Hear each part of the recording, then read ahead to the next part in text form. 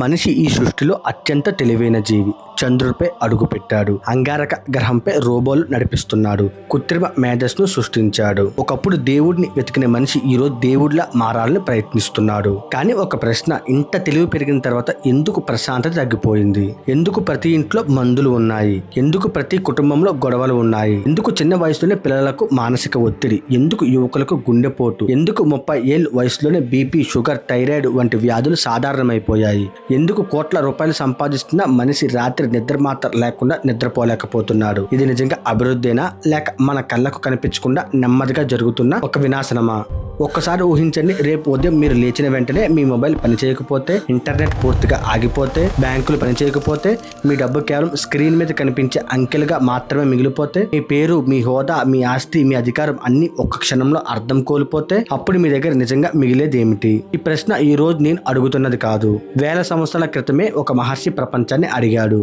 ఆ మహర్షి పేరు వ్యాస మహర్షి. ఆ ప్రశ్నకు ఆయన ఇచ్చిన సమాధానం ఈ రోజు కూడా మనల్ని వణికిస్తుంది. మిత్రులారా, ఈ రోజు అనంత రహస్యాలలో మీరు వినబోయేది ఒక కథ కాదు, ఒక సినిమా కథ కూడా కాదు, ఎవరైనా ఊహించి చెప్పిన ప్రవచనం కాదు. వేల సంవత్సరాల క్రితం రచించబడిన పవిత్ర గ్రంథాలలో దాగి ఉన్న ఒక మహారహస్యం. ఈ వీడియోలో కలియుగం ఎందుకు వచ్చింది?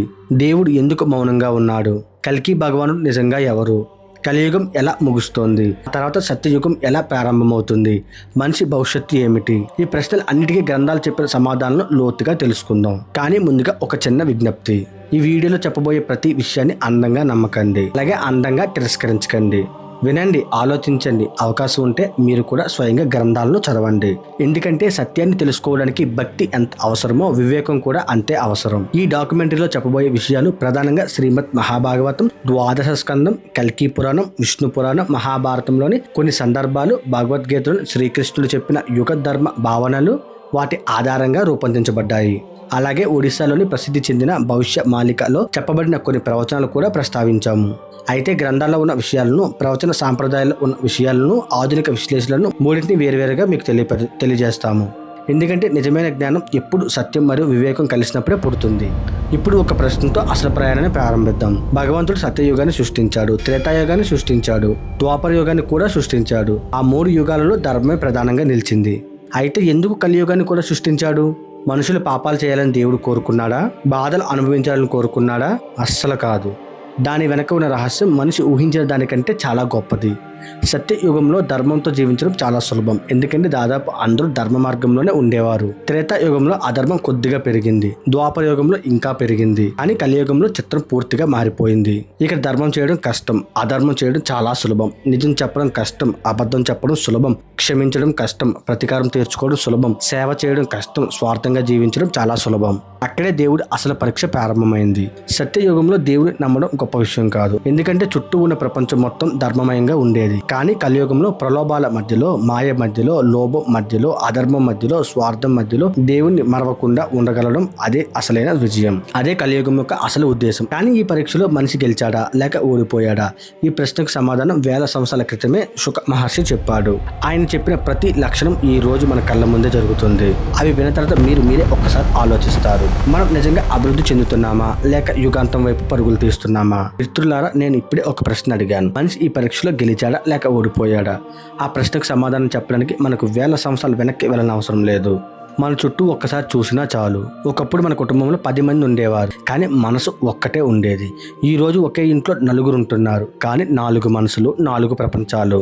ఒకప్పుడు పిల్లలు తాతయ్యల దగ్గర రామాయణం, మహాభారతం కథలు వింటూ పెరిగేవారు. ఈ రోజు మొబైల్ ఫోన్ వాళ్ళ గురువుగా మారిపోయింది. ఒకప్పుడు మనిషి ప్రకృతిని దేవతగా పూజించేవాడు, ఈ రోజు అదే ప్రకృతిని వ్యాపారంగా మార్చేశాడు. ఒకప్పుడు ఆవు ఇంటి సభ్యురాలు, చెట్టు కుటుంబ సభ్యురాలు, నది తల్లిగా భావించేవాడు. ఈ రోజు ప్రకృతి మొత్తం మనిషి లాభాల కోసం ఉపయోగపడే వస్తువుగా మారిపోయింది. అందుకే గాలి ఉంది కానీ స్వచ్ఛత లేదు, నీరు ఉంది కానీ పవిత్రత లేదు, ఆహారం ఉంది కానీ ఆరోగ్యం లేదు, డబ్బు ఉంది కానీ ఆనందం లేదు, ఇల్లు ఉంది కానీ కుటుంబం లేదు, స్నేహితులు ఉన్నారు కానీ నమ్మకం లేదు. ఇంత చూస్తుంటే మనకు ఒక ప్రశ్న రావాలి, ఇవన్నీ యాదృచ్ఛికంగా జరుగుతున్నాయా లేక ఇవన్నీ ముందుగానే చెప్పబడ్డాయా? ఆ సమాధానం శ్రీమద్ మహాభాగవతంలో ఉంది. వ్యాస మహర్షి రచించిన శ్రీమద్ మహాభారతం మహాపురాణంలో ద్వాదశ స్కందంలోని 2వ అధ్యాయంలో శుక మహర్షి కలియుగం చివరి కాలంలో మనుషుల పరిస్థితిని అద్భుతంగా వివరించారు. ఆయన మొదట చెప్పింది ఏంటో తెలుసా? ధనమే గొప్పతనానికి ప్రమాణంగా మారుతుంది. ఒకప్పుడు మనిషిని గౌరవించడానికి అతని గుణాన్ని చూసేవారు, జ్ఞానాన్ని చూసేవారు. ఈరోజు బ్యాంక్ బ్యాలెన్స్ చూస్తున్నారు, కారు చూస్తున్నారు, ఇల్లు చూస్తున్నారు, బట్టలు చూస్తున్నారు. మరి అతని మనసును చూసేవాళ్ళు ఎంతమంది? ఇంకో లక్షణం, బలం ఉన్నవాడు న్యాయాన్ని నిర్ణయిస్తాడు. ఆలోచించండి, నిజం చెప్పినవాడు ఎప్పుడు గెలుస్తున్నాడా, లేక అధికారం ఉన్నవాడు మాత్రమే గెలుస్తున్నాడా? మరో లక్షణం, ధర్మం కంటే డబ్బుకే ఎక్కువ విలువ ఉంటుంది. ఇది వినగానే మనందరికీ ఒక సంఘటన గుర్తుకొస్తుంది. ఎంతమంది డబ్బు కోసం తన సొంత వాళ్ళతో మాట్లాడడం మానేశారు? ఎంతమంది ఆస్తి కోసం తల్లిదండ్రులను వదిలేశారు? ఎంతమంది ఒక సంతకం కోసం అన్నదమ్ములుగా పుట్టి శత్రువులుగా మారిపోయారు? ఇది కేవలం సమాజం మారడం కాదు, ఇది మనిషి లోపల ఉన్న విలువలు కూలిపోవడం. సుఖ మహర్షి మరో ఆశ్చర్యకరమైన విషయం కూడా చెప్పారు. మనుషుల శారీరక శక్తి, జ్ఞాపక శక్తి, ఆయుస్సు క్రమంగా తగ్గిపోతాయి. ఒక్కసారి మన చిన్ననాటి పెద్దలను గుర్తు చేసుకొని 80-90 ఏళ్ళు వచ్చినా పొలంలో పనిచేసేవారు. ఈరోజు 30 సంవత్సరాలకే శరీరం అలసిపోతుంది. 40 సంవత్సరాలకు మందులు జీవిత భాగస్వాములుగా మారిపోతున్నాయి. ఎందుకు?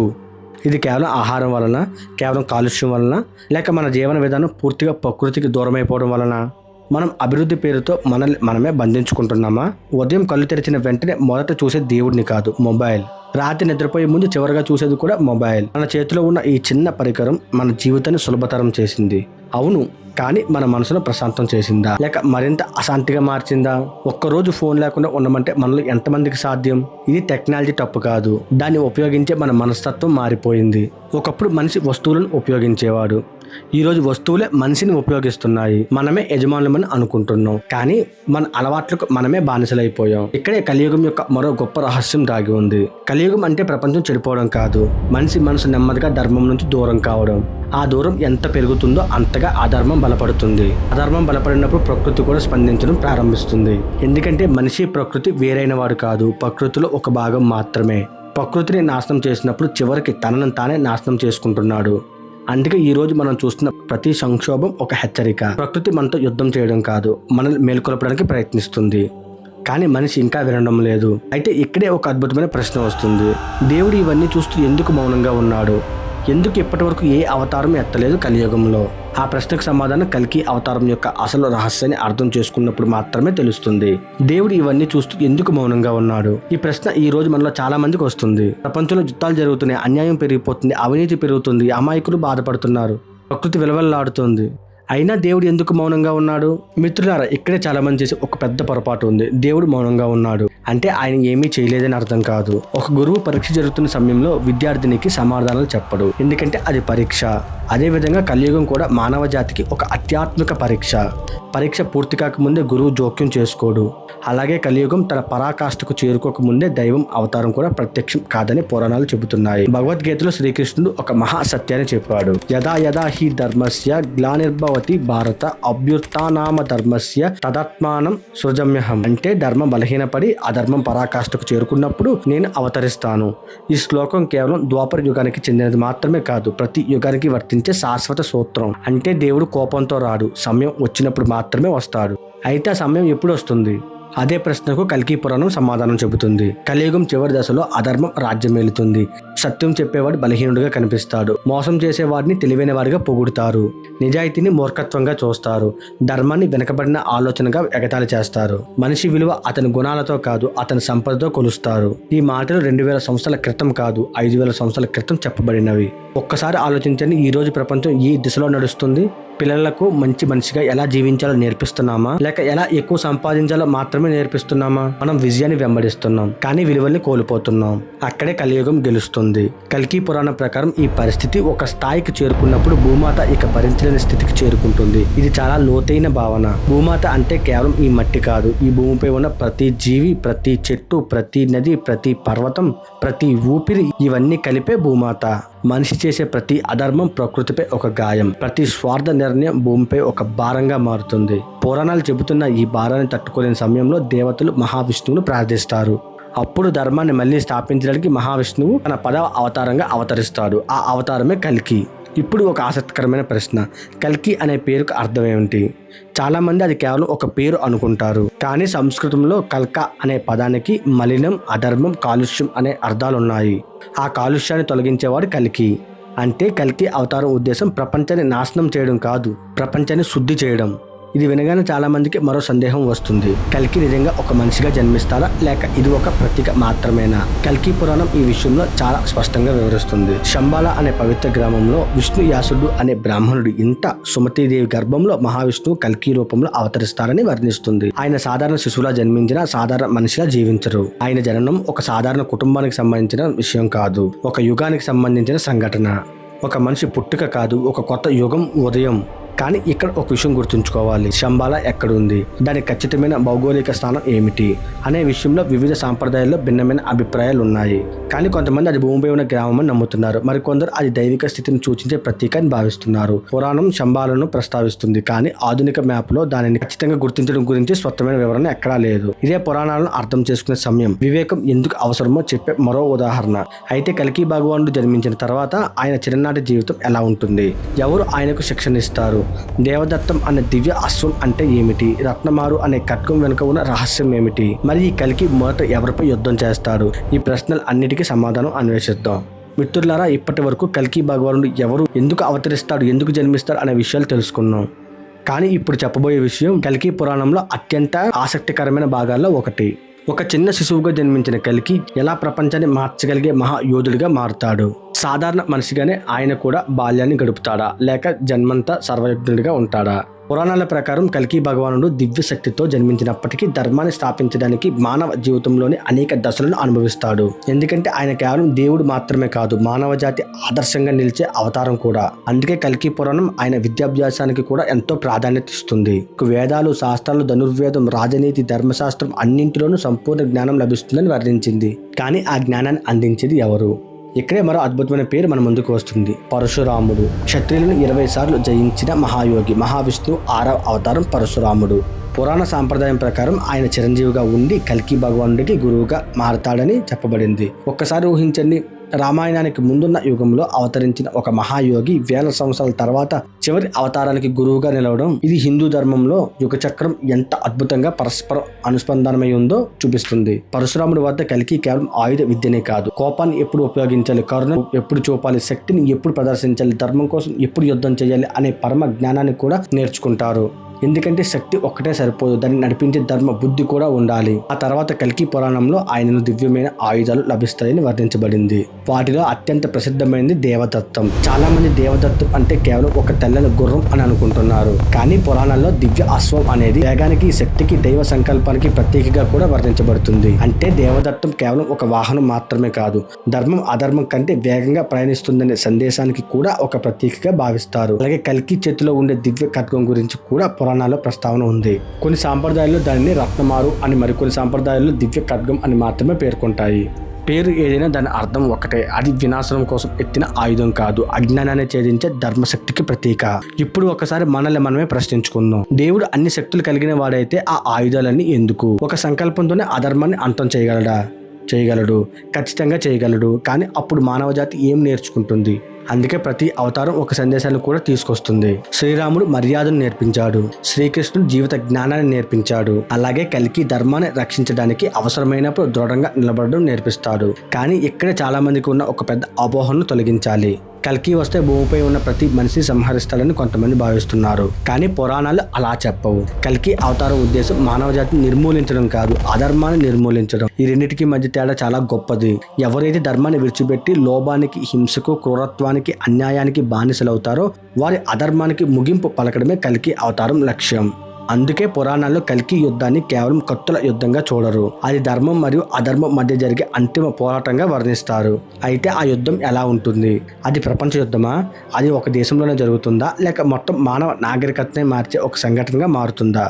ఈ ప్రశ్నలకు పురాణాలు చెప్పిన సమాధానాలు మన ఊహలకు కూడా అందని విధంగా ఉంటాయి. కానీ ఆ యుద్ధం ఒక్క రోజులో ప్రారంభమవదు, ఒక క్షణంలో కూడా జరగదు. దానికి ముందు మానవజాతి తన చరిత్రలో ఎన్నడూ చూడని ఒక కాలాన్ని ఎదుర్కొంటుంది. మిత్రులారా, ఒక్కసారి మీ చుట్టూ చూడండి. మనిషి ఈరోజు దేవుని జయించాలని ప్రయత్నించడం లేదు, ప్రకృతిని కూడా జయించాలని ప్రయత్నించడం లేదు, చివరికి కాలాన్ని జయించాలని ప్రయత్నిస్తున్నాడు. ముసలితనాన్ని ఆపాలని చూస్తున్నాడు, మరణాన్ని ఓడించాలని ప్రయత్నిస్తున్నాడు, ప్రకృతిని మార్చాలని ప్రయత్నిస్తున్నాడు. కానీ ఒక విషయం మాత్రం మర్చిపోయాడు. ప్రకృతిని గెలవాలి అని ప్రయత్నించిన ప్రతిసారి చివరికి ప్రకృతి గెలిచింది. ఇదే విషయాన్ని మన పురాణాలు వేరువేరు రూపంలో చెబుతున్నాయి. మనిషి ధర్మాన్ని వదిలి అహంకారాన్ని ఎంచుకున్నప్పుడు వినాశనం బయట నుంచి రాదు, అది మనిషి లోపల నుంచే ప్రారంభమవుతుంది. అందుకే కలియుగం చివరి దశను పురాణాలు కేవలం యుద్ధ కాలంగా మాత్రమే వర్ణించవు, విలువలు కూలిపోయే కాలంగా వర్ణించాయి. ఒకప్పుడు మనిషి సంపదను సంపాదించేవాడు, ఈ రోజు సంపద కోసం తన మనశ్శాంతిని అమ్ముకుంటున్నాడు. ఒకప్పుడు కుటుంబం కోసం పనిచేసేవాడు, ఈరోజు పని కోసమే కుటుంబాన్ని మర్చిపోతున్నాడు. ఒకప్పుడు ఆహారం ఔషధం, ఈరోజు ఔషధమే ఆహారం అయిపోయింది.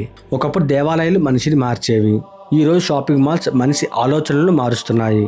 ఒకప్పుడు తల్లిదండ్రులు పిల్లలకు విలువలు నేర్పించేవారు, ఈరోజు మొబైల్ ఫోన్ పిల్లలకు జీవితాన్ని నేర్పిస్తున్నాయి. ఒక్కసారి మనల్ని మనమే ప్రశ్నించుకుందాం. మనం నిజంగా సౌకర్యాలను పెంచుకున్నామా లేక అసౌకర్యాలకే బానిసలమయ్యామా? మనిషి సృష్టించిన యంత్రాలు ఇప్పుడు మనిషి నిర్ణయాలను ప్రభావితం చేస్తున్నాయి. ఏం కొనాలి, ఏం చూడాలి, ఏం నమ్మాలి, ఏం తినాలి, ఎవరిని ప్రేమించాలి, ఎవరిని దూషించాలి, ఇవన్నీ నెమ్మదిగా మనమే నిర్ణయించడం తగ్గిపోతుంది. ఇక్కడ ఒక విషయం స్పష్టంగా అర్థం చేసుకోవాలి. కొంతమంది కలియుగాంతంలో యంత్రాలు మనుషులను పాలిస్తాయి అనే మాటను పురాణాల్లో ఉన్న ప్రత్యక్ష వాక్యంగా చెబుతారు. కానీ అలాంటి మాటలు పురాణాల్లో యథాతథంగా లేవు. అది ఆధునిక కాలంలో కొంతమంది చేసిన ఒక వ్యాఖ్యానం. అయితే వ్యాఖ్యానం వెనుక ఉన్న సందేశం మాత్రం ఆలోచించదగ్గదే. ఎందుకంటే మనిషి తన బుద్ధిని ఉపయోగించి యంత్రాలను సృష్టించాడు. కానీ ఈరోజు యంత్రాలే మనిషి సమయాన్ని, మనిషి ఆలోచనల జీవితాన్ని నియంత్రిస్తున్నాయి అనే భావన చాలా మంది కలుగుతుంది. ఇదే కలియుగంలోని మాయ. మాయ అంటే కనిపించని మాంత్రిక శక్తి కాదు, అసత్యాన్ని సత్యమని నమ్మే స్థితి, శాశ్వతం కాని దాన్ని శాశ్వతం భావించడం, శరీరాన్ని తానే అని అనుకోవడం, డబ్బునే భద్రతగా భావించడం, అధికారాన్ని శక్తిగా నమ్మడం, ఇవన్నీ మాయ రూపాలే. అందుకే భగవద్గీతలో శ్రీకృష్ణుడు దైవహేష గుణమయి మాయ దురత్యయ అని చెప్పారు. అంటే ఈ మాయను దాటడం చాలా కష్టం, కానీ నన్ను ఆశ్రయించిన వారు దానిని దాటగలరని చెప్పాడు. అందుకే కలియుగంలో అత్యంత గొప్ప సాధన పెద్ద పెద్ద యుద్ధాలు కాదు, కఠినమైన తపస్సులు కూడా కాదు, భక్తితో కూడిన ధర్మమైన జీవితం. ఇప్పుడు మీరు ఒక విషయం గమనించారా? మనిషి చంద్రుడిపైకి వెళ్ళాడు, కానీ పక్కింటి మనిషితో మాట్లాడడానికి సమయం లేదు. సముద్రాల లోతును కొలిచాడు, కానీ తన మనసులో ఉన్న లోతుని మాత్రం తెలుసుకోలేకపోయాడు. వేల మందితో సోషల్ మీడియాలో అనుసంధానం అయ్యాడు, కానీ తన కుటుంబంతో మాత్రం దూరం అయ్యాడు. ఇదే కలియుగం యొక్క అత్యంత ప్రమాదకరమైన విజయం. ఎందుకంటే అధర్మం మొదట ఖడ్గంతో రాదు, అది ఆలోచనగా వస్తుంది, తర్వాత అలవాటుగా మారుతుంది, చివరికి సంస్కృతిగా మారుతుంది. అదే జరిగినప్పుడు ఒక సమాజం తన పతనాన్ని తానే నిర్మించుకోవడం ప్రారంభిస్తుంది. పురాణాలు చెప్పే యుగాంతం ఇదే లోతైన అర్థాన్ని కలిగి ఉంటుంది. కానీ ప్రపంచం మొత్తం ఈ స్థితిని చేరుకున్నప్పుడు, భూమిపై అధర్మం పరాకాష్ఠకు చేరుకున్నప్పుడు దేవతలు ఏం చేస్తారు? భూమాత ఎలా ప్రార్థిస్తుంది? మహావిష్ణువు కలికి అవతారాన్ని స్వీకరించే ఆ దివ్య క్షణం ఎలా ఉంటుంది? ఇప్పటివరకు చెప్పిన మహా తుఫాను, ముందు వీచే గాలి మాత్రమే ఇక మొదలు కాబోతుంది యుగాలను మార్చే మహాసంగ్రామం. మిత్రులారా, చాలా మంది కలికి అవతారం అంటే భూమిపై జరిగే ఒక పెద్ద యుద్ధం మాత్రమే అనుకుంటున్నారు. కానీ పురాణాలు చెప్పే యుద్ధం కేవలం కత్తులు, గుర్రాలు, రక్తపాతం ఇవన్నీ మాత్రమే కాదు. అది ఒక యుగం మరో యుగానికి మారే క్షణం, ఒక నాగరికత ముగిసే మరో నాగరికత ప్రారంభమయ్యే క్షణం. కల్కి పురాణం ప్రకారం అధర్మం తన పరాకాష్ఠకు చేరుకున్నప్పుడు కల్కి భగవానుడు ధర్మాన్ని పునఃస్థాపించడానికి తన కార్యాన్ని ప్రారంభిస్తాడు. ఇక్కడ ఒక విషయం గుర్తుంచుకోవాలి. పురాణాలు ఈ సంఘటనలను ఆధ్యాత్మిక, ప్రతీకాత్మక మరియు దైవిక భాషలో వివరిస్తాయి. అందుకే వాటిని నేటి యుద్ధ వార్తలా అర్థం చేసుకోవడం సరైనది కాదు. అసలు కల్కి ఎవరితో యుద్ధం చేస్తారు? ఏ దేశంతోనా, ఒక మతంతోనా, ఒక జాతితోనా? కాదు, అధర్మంతో, అన్యాయంతో, దురాశతో, క్రూరత్వంతో, ధర్మాన్ని నాశనం చేసే శక్తులతో. ఇదే పురాణాలు చెప్పే అసలైన భావం. ఎందుకంటే ప్రతి యుగంలో రాక్షసుల రూపాలు మారుతాయి. సత్య యుగంలో వారు బాహ్య శక్తులు, త్రేతాయుగంలో వారు రాజ్యాలను ఆక్రమించారు, ద్వాపర యుగంలో వారు కుటుంబాల్లో ప్రవేశించారు. కానీ కలియుగంలో వారు మనసులో ప్రవేశించారు. అందుకే ఈ యుద్ధం బయట జరిగే యుద్ధం కంటే ముందు మనసుతో జరిగే యుద్ధం. లోభం ధర్మంతో యుద్ధం చేస్తుంది, కోపం క్షయతో యుద్ధం చేస్తుంది, అహంకారం వినయంతో యుద్ధం చేస్తుంది, అసత్యం సత్యంతో యుద్ధం చేస్తుంది. ఈ యుద్ధంలో ప్రతి మనిషి ఒక యోధుడే, ప్రతి ఇల్లు ఒక యుద్ధ భూమే, ప్రతి నిర్ణయం ఒక ఆయుధమే. అందుకే కలికి అవతారం వచ్చినప్పుడు ఆయన మొదట మారుస్తుంది భూమిని కాదు, మనిషి చైతన్యాన్ని. అయితే అధర్మం తానుగా లొంగిపోతుందా? కాదు. ప్రతి యుగంలో ధర్మం నిలబడాలంటే అధర్మం వెనక్కి తగ్గాల్సిందే. అందుకే పురాణాలు కల్కి ధర్మ విరోధి శక్తులను సంహరిస్తారని చెబుతుంది. ఇక్కడ సంహారం అనే పదానికి కేవలం శారీరక నాశనం మాత్రమే అర్థం కాదు. అధర్మ వ్యవస్థల అంతం, అసత్య ఆధిపత్యం ముగింపు, దుర్మార్గ పాలన పతనం అనే విస్తృత భావన కూడా ఉంటుంది. ఒక్కసారి ఆలోచించండి, ఒక అడవిలో ఎండిపోయిన చెట్లని తొలగించకపోతే కొత్త మొక్కలు ఎలా పెరుగుతాయి? ఒక పొలంలో కలుపు మొక్కలు తీయకపోతే విత్తనం ఎలా మొలుస్తుంది? అలాగే ధర్మం మళ్ళీ వికసించాలంటే అధర్మం తగ్గిపోవాలి. అదే కల్కి అవతారం యొక్క అంతరార్థం. కానీ ఇప్పుడు అత్యంత ప్రముఖమైన ప్రశ్న, ఈ కాలంలో ధర్మంగా జీవించే వాళ్ళ పరిస్థితి ఏమవుతుంది? పురాణ సాంప్రదాయం ప్రకారం ధర్మాన్ని ఆశ్రయించిన వారే కొత్త యుగానికి పునాది అవుతారు. ఇది ఎవరికైనా ప్రత్యేక హామీ కాదు, ఒక ఆధ్యాత్మిక సందేశం.